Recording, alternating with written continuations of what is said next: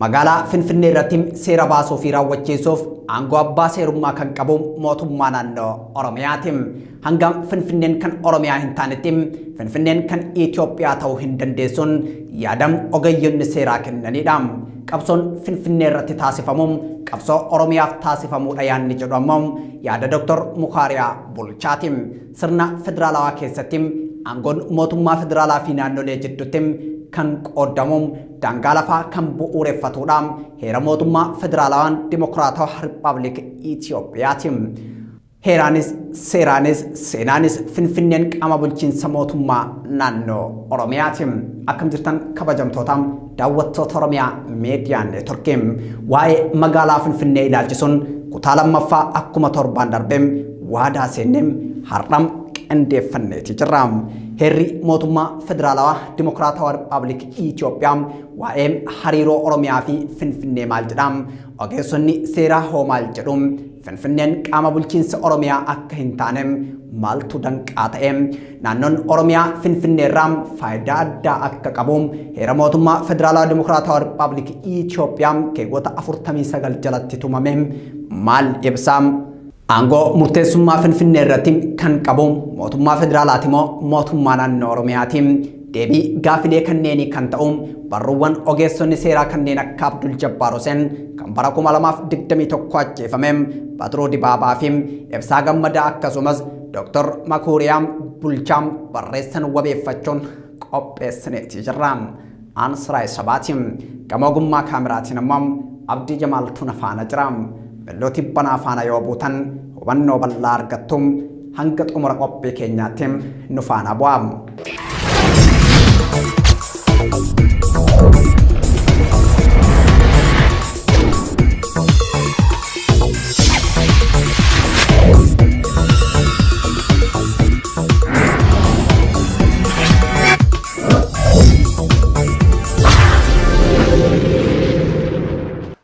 Yeroo mootummaa ceemsaa labsii lakkoofsa 1984tiin magaalaa Finfinnee dabalatee daangaan isaanii kan adda bahee naannoleen 14 hundaaniiti ture.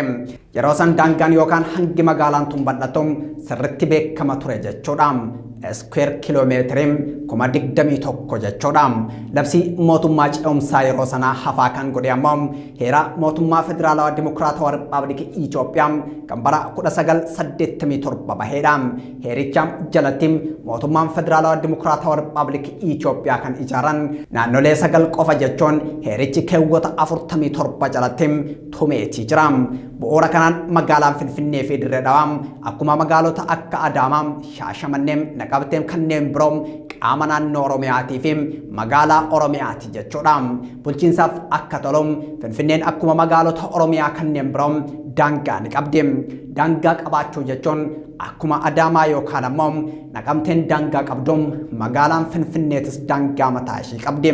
Kana jechuun heera mootummaa federaalawaa dimokiraatawaa Rippaabilika Itoophiyaa bara 1987 bahee magaalaa Finfinnee Oromiyaa jalaa hin baafne jechuudha. Daangaan magaalaa Finfinnee adda bahee beekamuun magaalattiin qaama naannoo Oromiyaa ta'uu isii hafaa kan godhu miti. Safartuu heeraa fi seeraa kamiinuu Oromiyaa irraa kan fottoqsu miti. Keessattuu heera Oromiyaa lakkoofsa 46 bara 1994 keewwata 2 jalatti daangaan naannoo Oromiyaa heera mootummaa federaalawaa dimokiraatawaa Rippaabilika Itoophiyaa keessatti ibsamee waan adda bahee kaayameef magaalaan Finfinnee guutumaan guututti qaama bulchiinsa mootummaa naannoo Oromiyaa akka taate waan falmisiisu miti.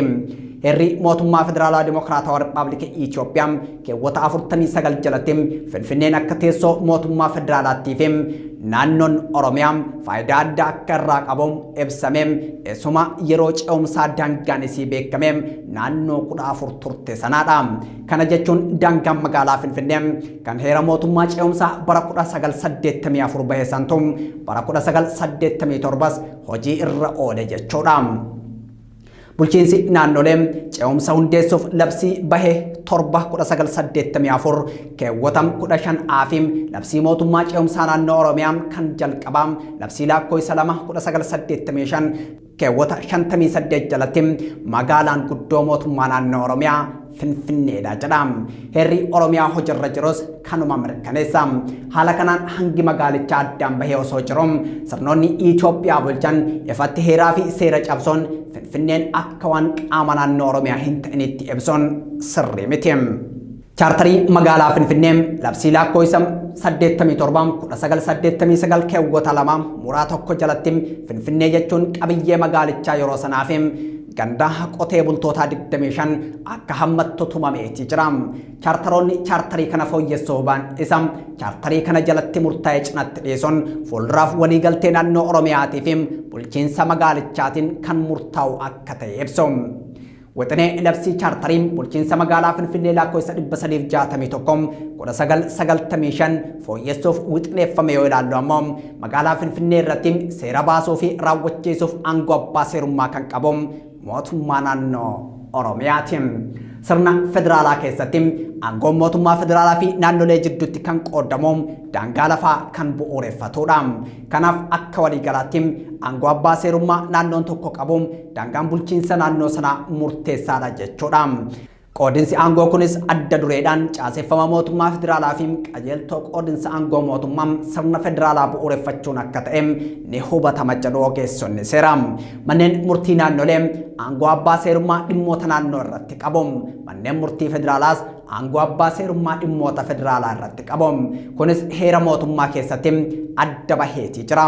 Akka heera mootummaa federaalawaa dimokiraatawaa Rippaabilikii Itoophiyaa keewwata 79 muraa tokko jalatti ibsametti federaalaa fi naannootti aangoon abbaa seerummaa kan mana murtii qofa. Heera mootummaa federaalawaa dimokiraatawaa Rippaabilikii Itoophiyaa keewwata 80 muraa tokkoo fi 2 jalatti ammoo manneen murtii federaalaa fi naannoo dhimma isaanii irratti aangoo abbaa seerummaa isa olaanaa akka qaban tumameetii jira. Bu'uura kanaan naannoleen daangaa isaanii keessatti manneen murtii dhimmoota naannoo isaanii ilaalan irratti murtii kennan ni gormeessu. Mootummaan federaalaas lafa mataa ofii waan hin qabneef manneen murtii federaalaa kan dhimmoota federaalaa ilaaluun murtii kennan mootummaa naannolee keessatti ni gormeessa. Kun aangoo abbaa seerummaa kan dachaa taasisuudha. Bulchiinsi magaalaa Finfinnee bulchiinsa mootummaa naannoo Oromiyaa jala akka jiru yookaan magaalaan Finfinnee magaalaa Oromiyaa akka taate ifaadha. Finfinneen miseensa federeeshinii waan hin ta'iniif ofii isiitii of dandeessee manneen murtii gurmeeffachuu hin dandeessu. Kanaaf bulchiinsi haqaa magaalattii bulchiinsa haqaa mootummaa naannoo Oromiyaa yookaan seera Oromiyaan baaftu irratti kan rarra'uudha. Hundeen dubbii inni bu'uuraa Finfinneen qaama Oromiyaati kan jedhu sirriitti jala muramuu qaba. Kanaaf hariiroon Finfinnee fi Oromiyaa gidduu jiru hariiroo qaamummaa naannichaa malee ulaagaa aangoo federaalaa hin ta'u. Haaluma wal fakkaatuun hariiroo naannolee biroo waliinis akka Finfinneetti osoo hin ta'in akka Oromiyaatti yoo uumame dhimmichi aangoo federaalaa ta'a malee kan magaalaa Finfinnee gara naannootti ol guddisuu miti. Aangoon abbaa seerummaa mootummaa federaalaaf naannoo jidduutti heera qofaan qoodama. Labsiin manneen murtii federaalaa lakkoofsa 25/1988 keewwata 11 muraa 1 baafiim keewwata 14 muraa 2 dhimmoota hariiroo hawaasaa civil cases magaalaa Dirree Dhawaa fi Finfinnee keessatti kan irratti wal duraa duubaan manni murtii sadarkaa duraa fi manni murtii ol'aanaa federaalaa aangoo akka qaban tumameetii jira. Heera keessatti dhimmicha kan federaalaa gochuuf dhimmi akkanaa aangoo federaalaa jalatti akka kufu wanti caqafame hin jiru. Heerichi keewwata 78 muraa 2 jalatti aangoo mana maree bakka bu'oota uummataa mana murtii sadarkaa duraa fi mana murtii olaanaa federaalaa guutummaa biyyattiitti hundeessuudha jedha. Bu'uura kanaan yoo hundeessan ammoo aangoon isaanii olii fi gadi jechuun vertikaal murteessuu danda'u malee aangoo isaanii kan dalkaa horizontaalii federaalaaf naannolee jidduu jiru murteessuuf aangoo hin qaban jechuudha. Aangoo mootummaa federaalaa fi naannoo jidduu kan murteessu heera mootummaati malee seera tarreeffamaa manni marichaa baasuun miti. Kanaaf manni maree bakka bu'oota uummataa Finfinnee fi Dirree Dhawaa caqasuun dhimmoonni achitti raawwataman dhimma federaalaa akka ta'an gochuuf aangoo hin qabu. Kun kan murtaa'u heera mootummaa ilaalu malee labsiin lakkoofsa 25/1988 ilaaluun miti jedhuun ogeessonni seeraa aangoo abbaa seerummaa yoo ibsani. Gama biraatiin labsii lakkoofsa 25/1988 keewwatam 411 fi keewwatam 52 jalatti falmiin jiraattota naannolee adda addaa jidduutti ka'uun aangoo manneen murtii federaalaa jalatti akka kufu tumameeti jira. Finfinneen miseensa federeeshiniiti miti. Dhaddachi ijibbaataa mana murtii waliigalaa federaalaa murteewwan yeroo adda addaa kennaa tureen Finfinnee akka naannootti lakkaa'ee falmii jiraataan Finfinnee jiraattota naannoo biraa wajjin qabuun aangoo abbaa seerummaa manneen murtii federaalaa taasisuun murtiiwwan dirqisiisoo faallaa heera mootummaa federaalawaa dimokiraatawaa rippaabilikii Itoophiyaa keewwata 41 muraa 1 fi keewwata 9 muraa 1 qabuun kennaa tureetii jira. Ammas kennaati jira. Labsiiwwanii fi murtiiwwan akkanaa hundee heeraa waan hin qabneef raawwatiinsa hin qabaataniin walumaa galatti Finfinneen qaama mootummaa naannoo Oromiyaa waan taateef mootummaan naannoo Oromiyaa aangoowwan heera federaalaa fi heera mootummaa naannoo isaatiin qabu hundumaa Finfinnee irratti hojii irra oolchuuf aangoo fi mirga ni qaba jechuudha. Bu'uura kanaan mootummaan naannoo Oromiyaa aangoowwan magaalaa Finfinnee keessatti qaamolee mootummaa kan akka manneen murtii fi qaamolee haqaa biroo caasessuun imaammata tarsiimoom karoora misooma diinagdeef hawaasummaa baasuu fi raawwachiisuun akkasumas seerota adda addaa magaalichaaf baasuu fi raawwachiisuuf aangoo fi mirga ni qaba jechuudha. Heera mootummaa federaalawaa dimokiraatawaa rippaabilikii Itoophiyaa keewwata 78 muraa 3 jalatti naannoleen mana murtii waliigalaa, mana murtii olaanaa fi mana murtii aanaa gurmeessuu qabu. Tarreeffamni isaa seeraan adda baha. Heera mootummaa naannoo Oromiyaa keewwata 64 muraa 1 jalatti ammoo qaamni abbaa seerummaa naannichaa mana murtii waliigalaa, mana murtii olaanaa godinaa fi mana murtii aanaatiin gurmaa'a jechuun tumameeti jira. Kanaaf Oromiyaan akkuma magaalota isii biraa kanneen akka Adaamaa, magaalaa Finfinnee fi Dirree Dhawaa keessatti manneen murtii idilee hundeessuuf aangoo ni qabdi. Kan Oromiyaan dhimma isiitiif hundeeffattuu fi federaalli dhimma ofii irratti hundeeffatuun ala manneen murtii bu'uura heeraatiin hundeeffamuu danda'an hin jiran jechuudha. Kanaan ala manneen murtii magaalaa Siitii Koortis kan jedhaman Finfinnee fi Dirree Dhawaa keessatti hundeeffaman bu'uura seeraa kan qabanii miti jedhu ogeessonni seeraa. Manneen murtii sadarkaa duraa fi olaanaa federaalaa bu'uura heera mootummaa federaalawaa dimokiraatawaa rippaabilikii Itoophiyaa keewwata 78 muraa 2tiin magaalaa Finfinnee fi magaalaa Dirree Dhawaa keessatti hundeeffamaniiti jiru. Kanaaf manneen murtii kunneen dhimma federaalaa qofa irratti aangoo qabu. Manneen murtii magaalaa alheeraawaa waan ta'aniif bu'uura heeraatiin dhimmoota federaalaa irraa kan hafe dhimmoota magaalaa Finfinnee fi Dirree Dhawaatti kan irratti aangoo abbaa seerummaa kan qabu mootummaa naannoo Oromiyaati. Kanaaf Finfinneen qaama naannoo Oromiyaa fi daangaa naannichaa keessatti kan hammatamtu waan taateef dhimma federaalaa ilaalchisee manneen murtii federaalaa kan hundeeffamaniin alam adda dureen kan hundeeffamuu qaban manneen murtii naannoo Oromiyaati. Manneen murtii kunneen akkaataa seera deemsa falmiitiin dhimmoota manneen murtii naannootiif kennamanii fi daangaa magaalichaa keessatti ta'an irratti aangoo guutuu ni qabu. Jecha biraatiin manneen murtii naannoo Oromiyaa sadarkaan jiran bulchiinsa magaalota Finfinnee fi Dirree Dhawaa dhimmoota daangaa bulchiinsa magaalaa kanneen keessatti uumamaniin wal qabatee aangoo abbaa seerummaa ni qabaatan jechuudha. Kanaaf wixinee labsii chaartarii magaalichaa manneen murtii magaalaa Finfinnee fooyyessuuf wixineeffame Finfinnee fi Adaamaa, Dirree Dhawaa fi Adaamaan tokkuma waan ta'aniif Finfinnee qofaaf seera akkanaa baasuun aangoo naannichaa fedhii ofiitiin dabarsanii kennuu akka ta'e ogeessonni seeraa yeroo garaagaraatti barruu barreessaa turaniin addeessaniiti jiru. Dhimmoonni yeroo ammaa manneen murtii magaalaa Finfinnee fi Dirree Dhawaatiin ilaalamaa jiran isaan silaa aangoo manneen murtii Oromiyaa jalatti kufanidha. Kanaaf bulchiinsi bilisiginnaa labsii Finfinnee abbaa biyyaatiif deebisu malee labsii seera mirga abbaa biyyummaa mulquu fi bu'uura heeraa hin qabne kamuu hojjechuuf tumsa heeraa hin qabu. Kanaafuu hariiroon Finfinnee fi Oromiyaa jidduu jiru hariiroo abbaa biyyummaati. Ogeessonni seeraa kunneen gaafii Oromoon Finfinnee irratti qabu wal qabateem yaada furmaataa kennaniin gaafii Oromoo deebisuufis ta'eem dhimma magaalaa Finfinnee wajjin wal qabatu irratti seerri yookaan chartarri yookaan labsiin bahu kamuu uummata hirmaachisuun akkuma jirutti ta'eem qabxiiwwan ka'umsaa kanneen kan hammatu ta'uu qaba jedhuun qabxiin jalqabaa immoo maqaa magaalattiiti. Maqaa ilaalchisee magaalaan tun Addis Ababaa ta'uu nafeem Finfinnee jedhamtee waamamuu qabdi jedhuun yoo kun sababa heeraa fi kaaniin hojiirra oolchuuf rakkisellee furmaata yeroo gabaabaa kan maqaalee lamaan Addis Ababaa fi Finfinnee jedhaman kun adda addatti walqixa fudhatama seeraa qabaataniin hojiirra oolan taasifamuu qabu jedhuun kunis chaartara magaalattii keessatti tumamuu qaba jechuun yaada furmaataa dhiyeessuun qabxiin lammataa ogeessonni seeraa dhiyeessan immoo Finfinneen magaalaa guddoo Oromiyaati kan jedhudha. Finfinneen magaalaa guddoo Oromiyaa akka taate heera Oromiyaa irratti tumameeti jira. Bu'uuruma kanaan mootummaan Oromiyaa akkuma naannolee biyyattii biroo magaalaa guddoo isaanii irratti ajajuu fi bulchuu danda'an ajajuu fi bulchuu danda'uu qaba. Dhimmoota ifatti federaalaaf kennamaniin alatti dhimmoota naannoo yookaan riijinaal isteet maatartiin Finfinnee keessatti uumaman irratti mootummaan naannoo Oromiyaa aangoo qabaachuu qaba jedhuun karaa biraatiin dhimmoota federaalaa hin taane irratti itti waamamni magaalattii Oromiyaaf ta'uu qaba jechuudha. Finfinneen magaalota naannolee biroo irraa wanti adda isii godhu teessoo mootummaa federaalaa ta'uu qofa. Kun ammoo aangoo Oromiyaan magaalaa guddoo isii irratti qabdu kan daangessu ta'uu hin danda'u.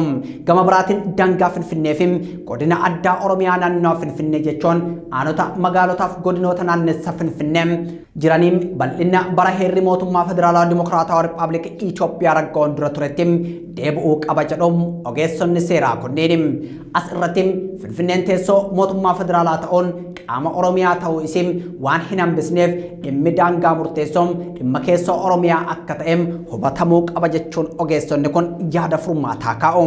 Bu'uura kanaan daangaan bulchiinsa magaalaa Finfinnee magaalota yookaan aanota naannessa Finfinnee jiraniin kun to'annaa caffee Oromiyaa jalatti raawwatamuu akka qabus dubbachuun yaada furmaataa kaa'u. Qabxiin biraa immoo kan ogeessonni seeraa kunneen ka'an Finfinneen qaama Oromiyaati malee ofiif naannoo miti kan jedhudha.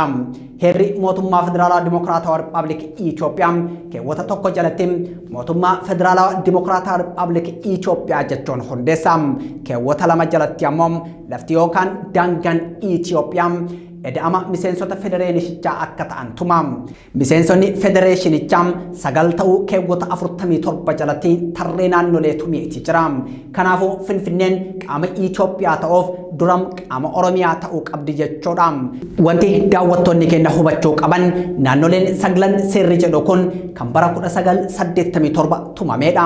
Garuu dhiyeenya kana naannoleen biroo lama naannolee 9 Itoophiyaa jiran irratti dabalamuun gara naannolee 11 gaheeti jira. Kanumaan wal qabateem Finfinneen afaan hojii Oromiyaa afaan Oromootiin hojjechuun sababni didduuf tokkollee jiraachuu hin danda'u jedhuun ogeessonni barruu kana barreessan kunneen afaan biroo dabalattee ittiin hojjechuu akka mirga ofiin bulchuutti lakkaa'amuu fi kan danda'u ta'uu qaamaa fi magaalaa guddoo Oromiyaa taateem afaan hojii naannichaa afaan Oromoo lagachuu hin dandeessu heera Oromiyaatiinis waan tumameedha. Finfinneen Oromiyaadhaan kan jedhamuufis kanumaa fi kanumaan wal qabatee mootummaa federaalaa dimokiraatawaa Rippaabilika Itoophiyaa mootummaa federaalaa fi mootummaa naannooti jechuun gulantaa lamatti qoodamee kan caaseffameef. Qabxiin biraan ogeessonni seeraa kunneen kahan gulantaalee mootummaa lamaan aangoo waliif kabajuuf dirqama qabu kan jedhudha. Heera mootummaa keewwata 50 muraa 185 jalatti mootummaan federaalaa dimokiraatawaa Rippaabilika Itoophiyaa mootummaa federaalaa fi mootummoota naannoleetti gulantaa lama qabatee kan caaseffame ta'uun caffeen naannolee dhimmoota aangoo naannoota irratti aangoo seeraa baasuu akka qaban aangoon mootummaa federaalaaf naannoleef heera kanaan murtaa'ee kenname waan jiruuf federaalli aangoo naannoo akka kabajuu qabu naannoonis aangoo federaalaa kabajuu akka qaban tumameeti jira.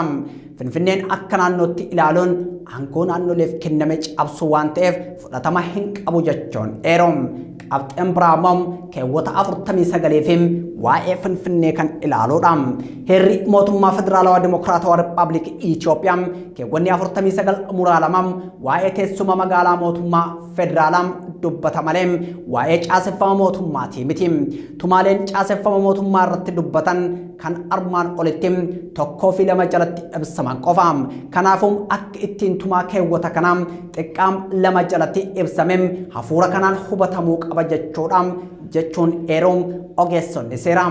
Bu'uuruma kanaan keewwanni 49 kun dhimma teessoo mootummaa federaalaa murteessuu dubbata malee dhimma caasaa yookaan gulaantaalee mootummaa murteessuu miti. Dhimma Finfinneedhaaf chaartara baasuun kallattiidhaan keewwata kanaan federaalaaf hin kennamne akkasumas dhimma paarlaamaan federaalaa seera irratti baasu ta'e yookaan federaal maatarsi keewwata 51-55 heerichaatiin ifatti federaalaaf hin kennamne. Aangoon ifatti federaalaaf hin kennamin ammoo kan naannolee akka ta'e keewwata 52 jalatti tumamee jira. Bu'uura kanaan chaartara magaalaa Finfinnee caffee Oromiyaattuu baasuuf aangoo guutuu qaba jechuudha. Qabxiin biraammoo kan ogeessonni kun ka'an itti waamamni bulchiinsa magaalaa Finfinnee eenyuuf kan ta'u jechuudha. Itti waamamni bulchiinsa magaalaa Finfinnee federaalaaf ta'u kan qabu hanga aangoo federaalaaf kenname hojii irra ooluuf gargaaretti malee akka caasaa qaama federaalaa ta'etti fudhatamuun sirrii hin ta'u. Asirratti itti waamamni kan federaalaaf godhame bulchiinsa magaalaa Finfinneedha malee magaalattii mataa ishee akka hin taane keewwata heerichaa 49 irratti sirriitti ibsee akka jiru hubachuun barbaachisaadha. Akkuma olitti ibsame heera mootummaa federaalawaa dimokiraatawaa Rippaabilikii Itoophiyaa keewwanni 49 kun kaayyoon isaa teessoo mootummaa federaalaa himuudha malee aangoo qoodus miti. Qabxiin biraammoo Finfinnee ofiin of bulchitu kan jedhudha. Akkuma armaan olitti ibsame keewwanni 49 akeekni isaa yookaan barbaachisummaan isaa teessoo mootummaa federaalaa murteessuudha. Mata dureen isaas kanuma hima. Kanaafuu ofiin of bulchuun asirratti bulchiinsa magaalaa Finfinneef kenname akka malee bal'ifamee hiikame sadarkaa naannoo kan kennuufi miti. Heerichi keewwata tokkoo kaasee yoo dubbisnu sirna federaalawaa aangoon gulaantaa lamatti qoodame ta'uu hubanna. Kanaafuu ofiin of bulchuun Finfinneef kenname kun kan aangoo Oromiyaa akka naannoo federeeshinichaatti Finfinnee irratti qabdu kan sarbu ta'uu hin danda'u. Ofiin of bulchuu Finfinneef kenname kun karaa lamaan kan daangeffamuudha jedhu ogeessonni seeraa. Tokkoffaa mootummaan federaalaa aangoo federaalaaf kennamu hojiirra oolchuuf dhimmoota barbaachisaa ta'aniin wal qabatee Finfinneen teessoo isaa waan taateef magaalattii irratti aangoo qaba. Itti waamamni federaalaa jedhames isuma kana akeeka. Lammeessoon ammoo Finfinneen qaamaa fi magaalaa guddoo Oromiyaa waan taateef aangoo akka miseensa federeeshinichaatti Oromiyaan qabdu Finfinnee irrattis raawwatiinsa ni qaba. Ofiin of bulchuun Finfinnee dhimmoota lamaan kanarraa hafan irratti ta'uu qaba jechuudha. Walumaa galatti Finfinneen qaamaa fi magaalaa guddoo Oromiyaa teessoo mootummaa federaalaa taate kan tajaajiltuudha. Madda aangoo bulchiinsa magaalaa Finfinnee yoo ilaalle ammoo eenyummaan heeraawaa jechuun constitutional status bulchiinsa magaalaa Finfinnee edama sadarraa madda jedhuun ogeessonni seeraa. Edamni kunneenis magaalaa ofiin of bulchitu magaalaa mootummaa giddugalaaf itti waamama qabduu fi magaalaa dantaan Oromiyaa itti eeggamedha. Sirna federaalizimii heeraan Itoophiyaaf caaseffame keessatti edamni sadan eenyummaa Finfinnee ibsan kunneen qaama gurguddaa yookaan main entity lamaa fi qaama xinnaa sab entity tokko bakka bu'a. Eenyummaa Finfinnee edama sadeen irraa madduun bu'uureffachuun madda aangoo bulchiinsa magaalattii hubachuun barbaachisaa waan ta'eef madda aangoo Finfinneen heeraan qabaachuu baltuun madda aangoo hojmaataan qabduu fi madda aangoo haaraa kennamuuf yaadamu addaan baasanii hubachuun akka barbaachisu ogeeyyiin seeraa ni addeessu. Gama tokkoon madda aangoo edama Finfinneen itti waamama mootummaa federaalaaf dantaa Oromiyaaf qabdu akka qaama gurguddaatti wal maddi yookaan horizontaalii ilaaluudha. Itti waamamni Finfinneen mootummaa federaalaaf qabdu maal akka ta'e dantaan Oromiyaaf kenname maal akka hammatu hubachuuf dubbisa heeraa guutuun qabaachuun barbaachisaa akka ta'e ogeessonni kunneen ni himu. Kanumaan sirni federaalizimii caaseffameen mootummaan federaalaa eda'ama yookaan coming together kan jedhamu naannolee sagalii ta'uun birmadummaa aangoof abbummaan saboonni lafarratti qaban yaada-rabee naannolee qofa keessatti argamu ta'uuf mootummaan federaalaa aangoo teessuma dhuunfaa akka hin qabaanne dubbisni waloo heeraa ni hubachiisa.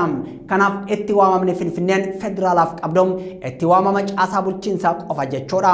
Fakkeenyaaf maddi aangoo kantiibaa muudama mootummaa federaalaan argamuun itti gaafatamummaan kun ni shaakalama.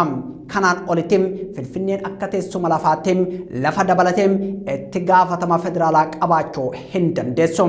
Gamanumaan dantaa Oromiyaaf eeggame irraa ka'uun miseensummaa federeeshinichaa keessaa haqamuun Finfinneen Oromiyaa akka hin caalsifnee fi sararama giddugalummaa Finfinnee Oromiyaaf qabdu kan cibsu caaseffama miseensummaa federeeshiniin Oromiyaan Finfinnee ol akka taatem ni hubatama. Fakkeenyaaf ifatti wal madaalchisuuf yaadrimeen saba sablammootaaf ummattootaa kan birmuddummaa aangoo qaban kan abbummaa lafaa qaban Oromiyaa keessatti argamuun yoo ta'u Finfinnee keessatti immoo yaadrimee xinnoo jiraattota jedhutu jira. Kanaaf Finfinneen aangoo ofiin of bulchuu qabdi yoo jedhamu Finfinneen akkam Oromiyaati yookaan ammoo Finfinneen Oromiyaa olitti biyya biraati jechuu miti. Kanaaf hanga Finfinneen kan Oromiyaa hin taanetti Finfinneen kan Itoophiyaa hin taatu kan jedhamuuf. Kanaaf maddi aangoo bulchiinsa magaalaa Finfinnee Oromiyaadha jechuudha. Heera Itoophiyaa bara 1995 bahe waliin wal bira qabamee yoo ilaalamu babal'achuun magaalaa Finfinnee heera mootummaa kan faallessuudha. Keessattuu heera mootummaa kan bara 1995 bahe keewwata 49 muraashan kan waa'ee dhiyeessii tajaajilaa itti fayyadama qabeenyaaf dhimmoota bulchiinsaa waliin ilaalchisee dantaa addaa mootummaan Oromiyaa irraa qabu jedhu eeruun isaanii ni yaadatama. Garuu namoonni garaagaraa dantaa Oromiyaan Finfinnee irraa qabdi jedhu kanam tooftaa Oromoo ittiin sobanii fi Oromoo Finfinnee irraa ittiin fageessanii fi heerichi ija siyaasaatiin yoo ilaalamu mirga abbaa qabeenyummaa Oromoo Finfinnee irraa qabu kan xiqqeessuudha jedhan. Kana jechuun abbaan biyya abbaa isaa irratti dantaan addaa qabaatu hin jiru. Silaam kan godhamuu qabu fedhiin addaa sabaaf sablammoota magaalaa Finfinnee keessa jiraataniif eegame mirgi abbaa biyyummaa Oromiyaaf eeggamuu qaba. Akkasumas aangoon abbaa seerummaa mootummaa naannoo Oromiyaatiif ta'uu qaba jedhu. Heeraanis seenaanis seeraanis Finfinneen qaama bulchiinsa mootummaa naannoo Oromiyaatiin adeemsi raawwatiinsa heeraa mootummaa Itoophiyaatiin taasifamaa jiru heera biyyattii kan faallessuudha. Finfinnees ta'ee Dirree Dhawaan qaama bulchiinsa Oromiyaa jalatti deebi'uun abbaan qabeenyummaa Oromoo magaalota kana irratti qabuun raawwatiinsa hojii keessatti hojiirra ooluu qaban dhaamsa xumura qophii kanaatiin Ansiraa Sabaa ture. Gama ogummaa kaameraa piroodaakshina bareedaan midhuu kan isin biraan gahaa ture Abdii Jamaaliin torbaan qophii biraatiin wal arginaa torbaan milkii haa ta'u.